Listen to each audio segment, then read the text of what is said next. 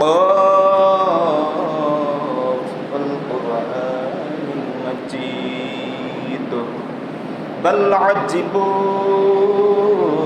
أن جاءهم منذر منهم فقال الكافرون هذا شيء عجيب أئذا متنا وكنا ترابا ذلك رجع بعيد قد علمنا ما تنقص الأرض منهم وعندنا كتاب حفيظ بل كذبوا بالحق لما جاءهم فهم في أمر مريض أفلم ينظروا إلى السماء فوقهم كيف بنيناها وزيناها وما لها من فروج والأرض مددناها وألقينا فيها رواسي وأنبتنا فيها من كل زوج بهيج تبصرة وذكرى لكل عبد منيب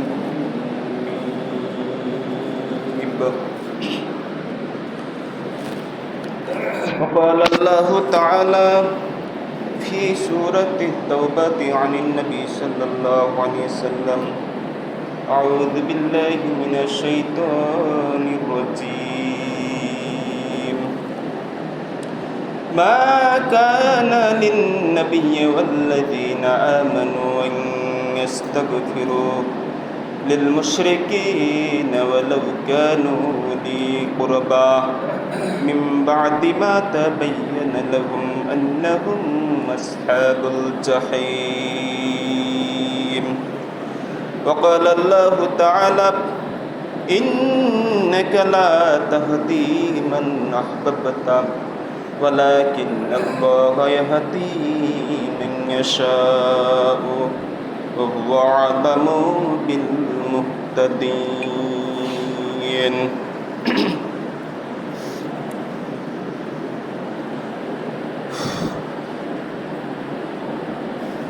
عن عبد الله بن عباس رضي الله تعالى عن النبي صلى الله عليه وسلم قال قدم النبي صلى الله عليه وسلم المدينة فرأى اليهود تصوم يوم عاشوراء فقال ما هذا قالوا هذا يوم صالح هذا يوم نجى الله بني إسرائيل من عدوهم فصامه موسى فقال فأنا أحق بموسى منكم فصامه وأمر بصيامه وعن أبي قتادة رضي الله تعالى عنه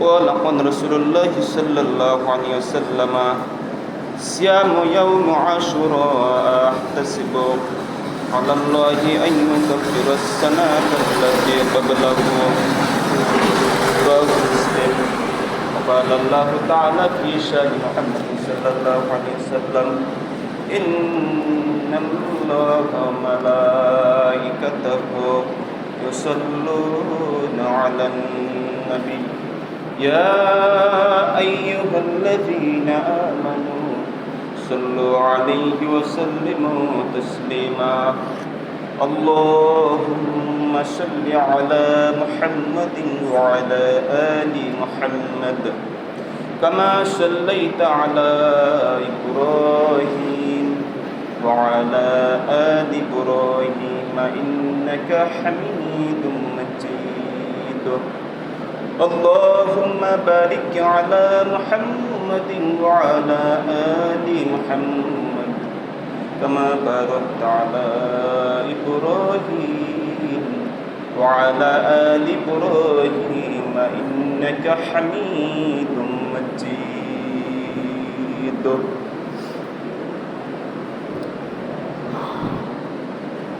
আলহামদুলিল্লাহ, সমস্ত প্রশংসা গুণগান সেই মহান আল্লাহ তাআলার জন্য, যিনি আমাদেরকে দুনিয়াবী সমস্ত কাজকর্মকে পরিত্যাগ করে জুমার সালাত আদায়ের জন্য এবং উপাসনার জন্য উপস্থিত হওয়ার যে তৌফিক দান করেছেন, আমরা সে আল্লাহ শুকরিয়া জ্ঞাপন করছি, আলহামদুলিল্লাহ। এবং রাসূলের উপর দুরূদ সাল্লাল্লাহু আলাইহি ওয়াসাল্লাম। আজকে সংক্ষিপ্ত খুতবার বিষয় ইয়াউমে আশুরা, আশুরার দিন সম্পর্কে, ফজিলত সম্পর্কে। দশম নববর্ষ হিজরি মুহররম মাসে ঠিক 3 বছরের মাথায় একটা চুক্তি বৈকট শেষ হওয়ার 6 মাস পরে রজব মাসে আবু তালেবের মৃত্যু হয়েছিল। এই আবু তালিব যখন মারা গেল, আল্লাহ রসুলের আপন চাচা আলী রাদিয়াল্লাহু তাআলার আব্বা, মৃত্যুকালে আবু জাহাল, আবদুল্লাহ ইবনে আবু উমাইয়া, এই সমস্ত মুশরিকরা তার শিয়রে বসেছিল। বসা অবস্থায় রাসূল সাল্লাল্লাহু আলাইহি সাল্লাম এই আবু তালিবকে বললেন যে, ইয়া আম্মি, আমার চাচা যান, আপনি শুধু বলেন লা ইলাহা ইল্লাল্লাহ, শুধু একটা বাক্য বলেন, সেটা হচ্ছে লা ইলাহা ইল্লাল্লাহ। এই বাক্যটা আপনি উচ্চারণ করেন। মৃত্যুর ঠিক পূর্ব মুহূর্তে চাচা আবু তালিবকে আল্লাহ রাসূল এই কথাটা বললেন যে লা ইলাহা ইল্লাল্লাহ, আপনি এই বাক্যটা বলেন যে লা ইলাহা ইল্লাল্লাহ, আল্লাহ ছাড়া কোনো ইলাহ নেই, সার্বভৌম ক্ষমতার মালিক নাই। এই কালিমাটা আপনি বলেন, কালিমাতুন, তাহলে এর ফল কি হবে? উশহিদু, আমি সাক্ষ্য দিব, লাকা, আপনার জন্য, বিহা, এর মাধ্যমে, ইনদাল্লাহি, আল্লাহ তাআলার কাছে। উশহিদু লাকা বিহা ইনদাল্লাহ, আল্লাহর নিকটে আমি আপনার জন্য সাক্ষী হয়ে দাঁড়াবো। আপনি শুধু লা ইলাহা ইল্লাল্লাহ বলেন তো আপনি, তারপর দেখছি। তাহলে জবাবে আবু তালিব বললেন, হে ভাতিজা, যদি আমার পরে তোমার বংশের উপর গালির ভয় না থাকতো, অর্থাৎ তোমার যে বংশ রয়েছে, এই কুরাইশ বংশ, এই বংশের উপর যদি গালির ভয় না থাকতো এবং কুরাইশরা যদি এটা না ভাবতো যে আমি মৃত্যুর ভয় এটা বলেছি এবং তোমাকে খুশি করার জন্য বলেছি, তাহলে আমি অবশ্যই ওটা বলতাম। অর্থাৎ তুমি যে বাক্য শিখিয়ে দিলে এটা অবশ্যই আমার বলা উচিত ছিল এবং বলতাম, কিন্তু এসব কারণে আমি বলতে পারছি না। এটা ইবনে হিশামে আছে, প্রথম খণ্ড 418 নম্বর অনুচ্ছেদ।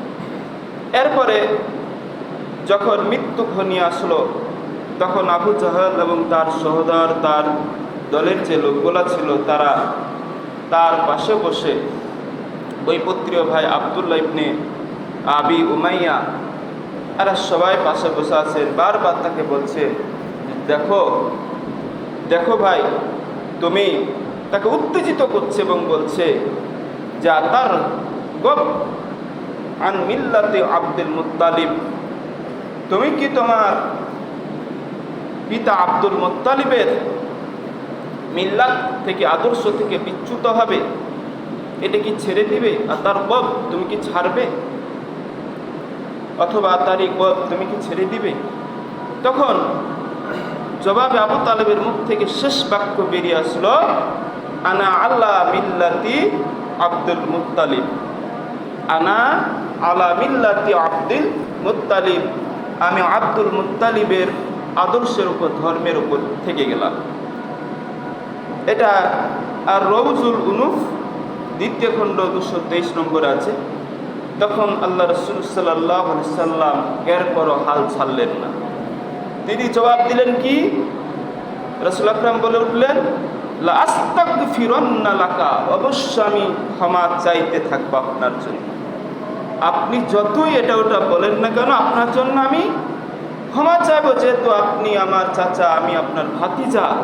আপনি আমাকে ছোটবেলা থেকে লালন পালন করেছেন, বড় করেছেন, কষ্ট করেছেন, মানুষের শত্রুর আড়াল থেকে আমাকে সতর্ক অবস্থায় দেখে গেছেন, কোনো সময় আমাকে আঘাত হতে দেননি, তাহলে আমি আপনার জন্য অবশ্যই ক্ষমা চাইব। লাস্তাগফিরুন্না লাকা, লাম তাকিদ নুন তাকিদ দিয়ে আল্লাহ রাসূল বললেন যে আমি অবশ্যই আপনার জন্য ক্ষমা চাইব, মালাম আন্নাহু আনহু, যতক্ষণ পর্যন্ত আমাকে নিষেধ না করা হবে।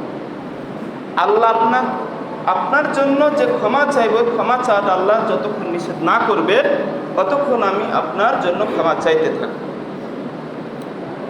তো ফলে আল্লাহ তাআলা আর দেরি করলেন না, ততক্ষণ 9 নম্বর সূরা তাওবা 113 নম্বর আয়াত 113 নম্বর আয়াত নাজিল করে দিলেন, মা কানা লিন নবী, কোন নবীর জন্য এটা শোভনীয় নয়, ওয়াল্লাযীনা আমানু, শুধু নবী কেন, কোন মুমিনের জন্য এটা শোভনীয় নয়, ঈমানদারদের জন্য, আইয়াস্তাগফিরু, যে তারা ক্ষমা চাইবে, লিল মুশরিকিন, মুশরিকদের জন্য। মুশরিকদের জন্য ক্ষমা চাওয়া কোন নবী এবং মুমিনদের জন্য উচিত নয়, শোভনীয় নয়।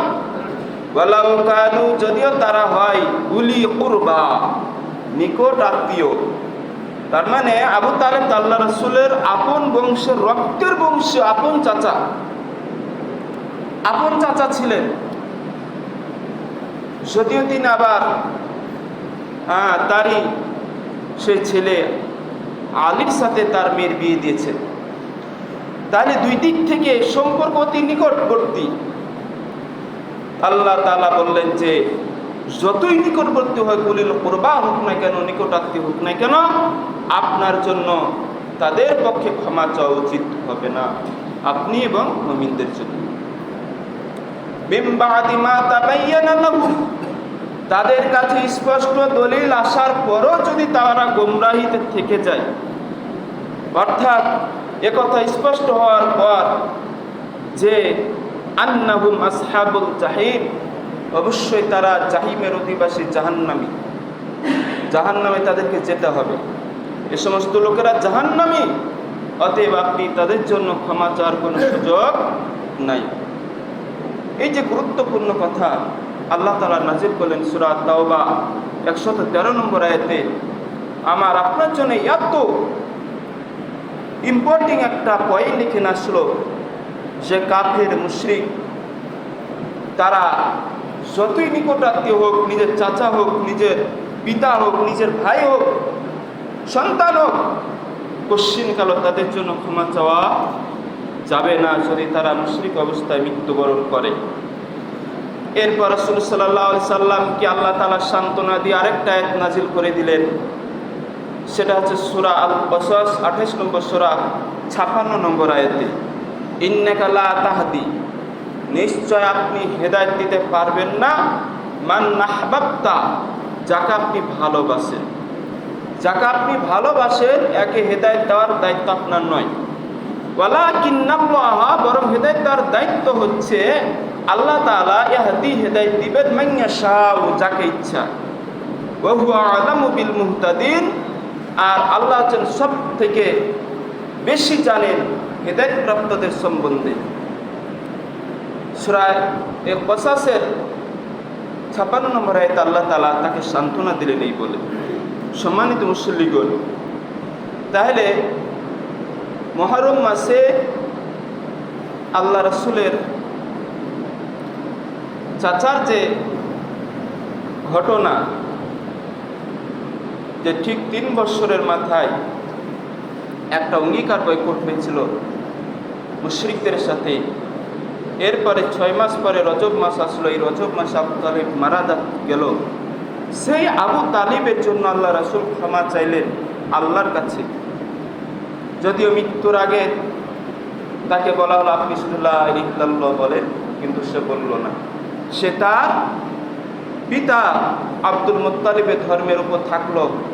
অতএব আল্লাহ তাআলা স্পষ্ট জানলেন যে এরা হচ্ছে জাহান্নামী, আসহাবুল জাহিমের অধিবাসী, এদের জন্য আপনি আর ক্ষমা চাইবেন না, এদের জন্য ক্ষমা চাওয়া আপনার এবং মুমিনদের জন্য উচিত নয়। তাহলে মুমিনরা এবং রাসূল নবী রাসূলগণ অবশ্যই তাদের জন্য ক্ষমা চাইতে পারে না। এটা হচ্ছে আল্লাহ তাআলার পক্ষ থেকে নিষেধাজ্ঞা, সরাসরি নিষেধ, অকাট্যভাবে নিষেধ। কোশ্চিনকালও এই সমস্ত এই ধরনের লোকেরা যদি আমাদের ভিতরে মুসলিম নামধারী থেকে, তাহলে এদের জানাজায় যাওয়া যাবে না, এদের জন্য দোয়া করা যাবে না, এদের ক্ষেত্রে মাগফিরাত কামনা করা যাবে না।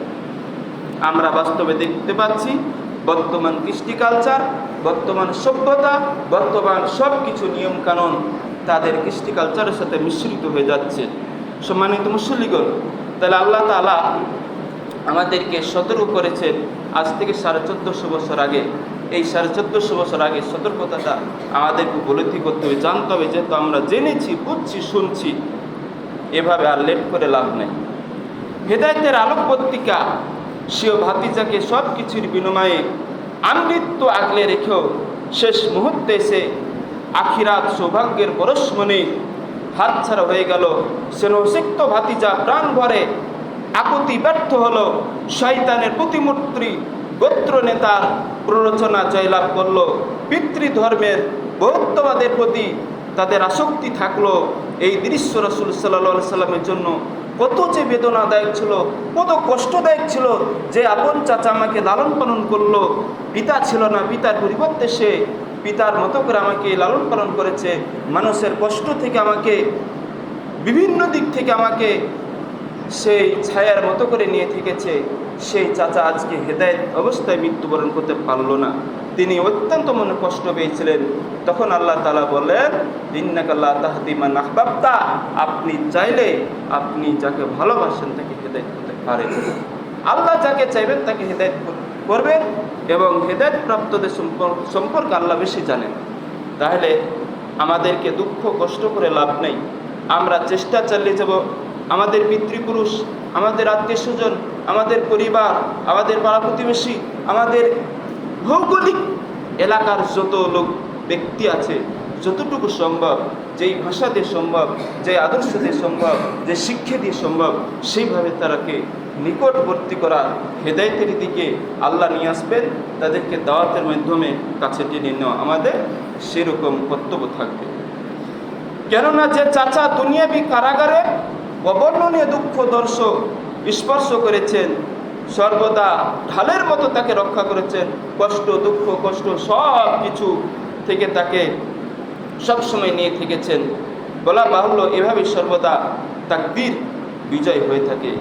একদিন চাচাতো ভাই আব্দুল্লাহ ইবনে আব্বাস রাদিয়াল্লাহু তাআলা আনহু রাসূল সাল্লাল্লাহু আলাইহি সাল্লামের কাছে আখিরাতে আবু তালেবের অবস্থা সম্পর্কে জানতে চাইল।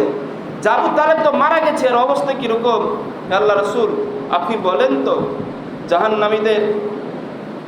জাহান্নামীবাসীদের মধ্যে সবচেয়ে হালকা আযাব, আল্লাহ রাসূল বলছেন জাহান্নামবাসীদের মধ্যে সবচেয়ে হালকা আযাব প্রাপ্ত হবেন আবু তালেব। সব থেকে ছোট শাস্তি পাবেন কে? চাচা আবু তালেব। তিনি আগুনের, সেই ছোট শাস্তি হচ্ছে আগুনের 2টি জুতা তাকে পরিয়ে দেওয়া হবে। পরিত অবস্থায় থাকবেন, যাতে তার মাথার মগজগুলো টকবক করে ফুটতেছে। প্রিয় চাচা আব্বাস রাদিয়াল্লাহু তাআলা আনহু একদিন আল্লাহ রাসূল সাল্লাল্লাহু আলাইহি সাল্লামকে জিজ্ঞেস করলেন, আবু তালেব আপনাকে যেভাবে হেফাজত ও সহযোগিতা করেছেন, তার বিনিময়ে আপনি তাকে কোনো উপকার করতে পারবেন? আপনাকে ছোটবেলা থেকে মৃত্যু পর্যন্ত আপনার যত উপকার করেছেন, আপনার পাশে থেকেছেন আপনার চাচা আবু তালেব, তার চাচা আব্বাস বলছে, তাহলে তার কোনো উপকার করতে পারবেন?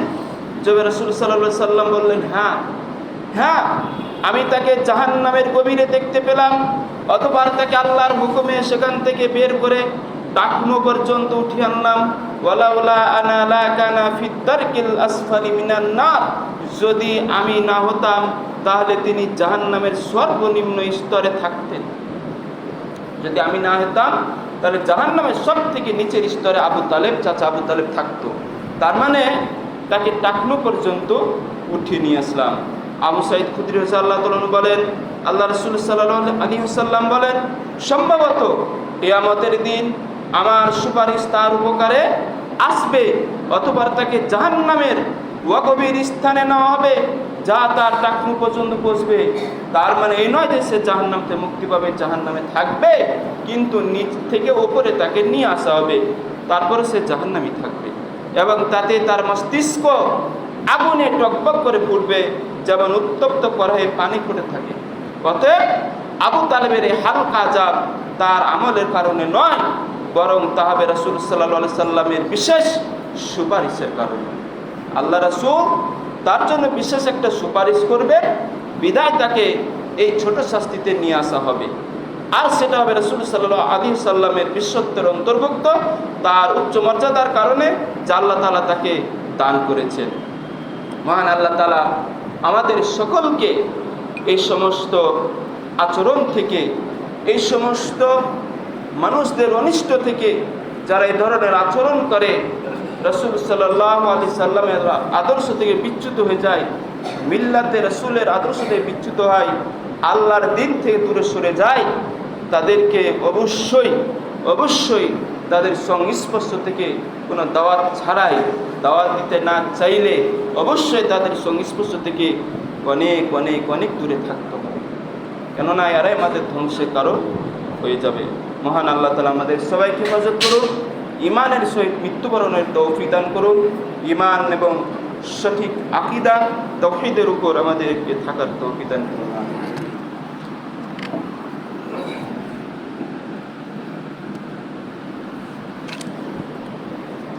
ইন্নাল হামদুলিল্লাহ ওয়াসসালাতু ওয়াসসালামু আলা মান লা নাবিয়্যা বা'দা।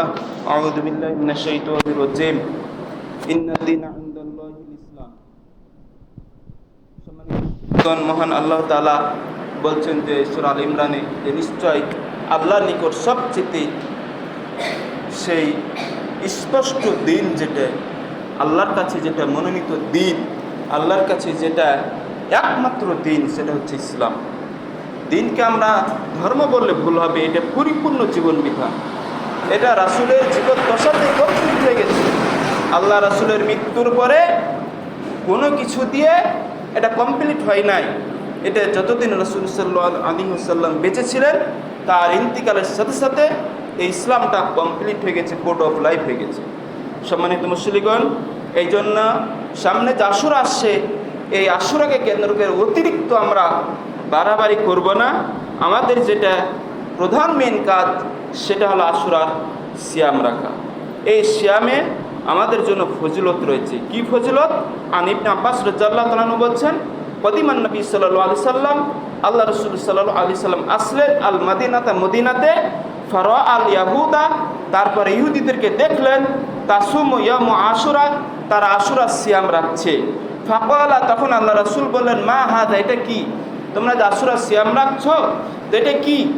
ক্বালু, তখন ইহুদিরা বলল, হাদা ইয়াউমিস সালিহ, এটা হচ্ছে আমাদের জন্য একটা মহান দিন। ইয়াউমিস সালিহ, সৎ দিন, ভালো দিন। হাদা ইয়াউমা নাজ্জাল্লাহু বানি ইসরাঈল, এই দিনে আল্লাহ তাআলা মুক্তি দিয়েছিলেন বনি ইসরাইলকে, মিন আদুবিহিম, তাদের শত্রুদের থেকে, অর্থাৎ ফিরাউন এবং তার বাহিনী থেকে মুসা আলাইহিস সালাম এবং তার দলবলকে মুক্তি দিয়েছিলেন। ফাসামাহু মুসা আলাইহিস সালাম তখন শুকরিয়া স্বরূপ সিয়াম রেখেছিলেন। ফাকালা, তখন আল্লাহ রাসূল ইহুদিদেরকে বললেন, ফানা হাক্কু বি মুসা, আমি সবচেয়ে মুসার বেশি হকদার, মিনকুম, তোমাদের চাইতে। ফাসামাহু ওয়া আমারা বিসিয়ামিহি, তখন আল্লাহ রাসূল নিজে সিয়াম রাখলেন এবং সাহাবীদেরকে সিয়াম রাখতে নির্দেশ দিলেন। 2004 নম্বর হাদিস, সহিহ বুখারী।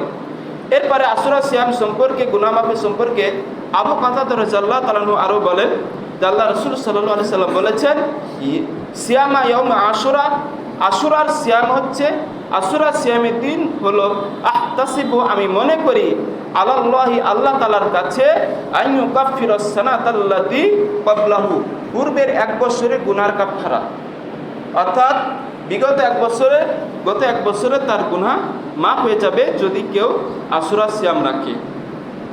এবার 9 এবং 10 মুহররম, এই দুই দিন আশুরা সিয়াম রাখার ব্যাপারে, এই ব্যাপারে একটি দলিল হচ্ছে আন ইবনে আব্বাস রাদিয়াল্লাহু তাআলা আনহুমা, আব্দুল্লাহ ইবনে আব্বাস রাদিয়াল্লাহু তাআলা আনহু বলেন যে ক্বালা, তিনি বলেন, ক্বালা রাসূলুল্লাহ সাল্লাল্লাহু আলাইহি সাল্লাম, আল্লাহ রাসূল সাল্লাল্লাহু আলাইহি সাল্লাম বলেন, লাইম বাকিতু, যদি আমি বেঁচে থাকি, ইলা ক্বাবিলি, আগামী বছর পর্যন্ত লা আসুমান্না, তাহলে অবশ্যই আমি সিয়াম রাখবো আত্তাসিয়া 9 তারিখ।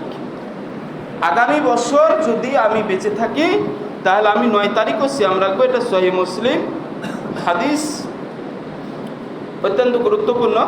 তো আল্লাহ তাআলা রাসূল সাল্লাল্লাহু আলাইহি সাল্লাম সেই 9 তারিখ সামনে বছর আসার আগেই তিনি ইন্তিকাল করেছিলেন।